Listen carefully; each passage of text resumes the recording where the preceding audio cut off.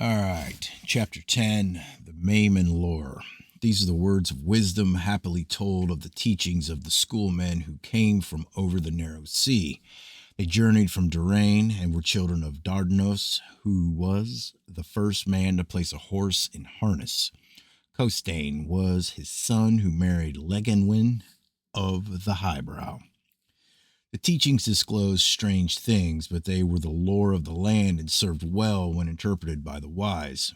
Before times they were unwritten, for that which was entrusted to perishable wood lost its power, and understanding came with the flow of words from the mouth. Every thought leaves an impress upon the spirit of the shadow self for good or evil. With every impress of evil, there is further corruption and distortion from the spirit form. With every impress of good, there is a strengthening force which beautifies the spirit form, and so it resides within in joy and content. There are 7 spirit cankerers, which are meanness, theft, hypocrisy, fornication, cowardice, lust, and envy. Earth, enveloped in ocean and mantled in air, is the school wherein man, conceived in the likeness of the divine, plays his part as a pupil. The natural world is that which continues and develops from the creative impulse. The supernatural is the part of the natural not yet comprehended by men. The great God above all is a being composed of the collective souls of men departed to godhood. For it is written in times of yore that God died in the effort of creation, but a new God is being reformed. The whole of creation and life, as it manifests, is the effect of the old God being transmuted into a new one.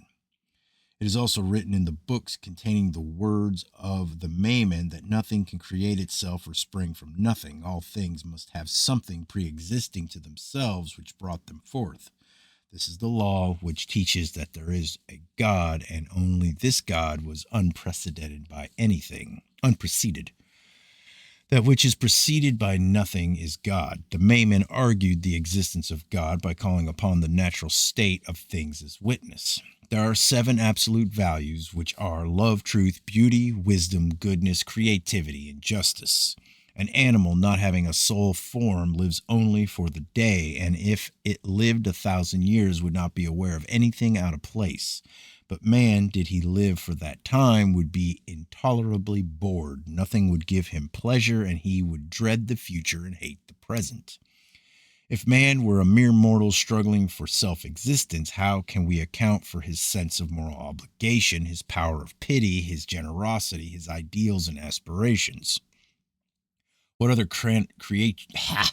what other creature manifests these? Can these be qualities engendered through earthly life? Are the highest aspects of loyalty, the most devoted love, the noble sacrifices, no more than the waste products of evolution? The soul is supreme above all. It should be master of its own forces and never permit itself to be led by its servants, the senses. The purpose of the moral restrictions and discipline imposed by religion is to give it mastery, even as bodily discipline and proper care result in the healthful physical existence. The soul is awakened by love, but by happiness and sorrow. The soul acts upon the body, but the body does not act upon the soul, for mind commands matter.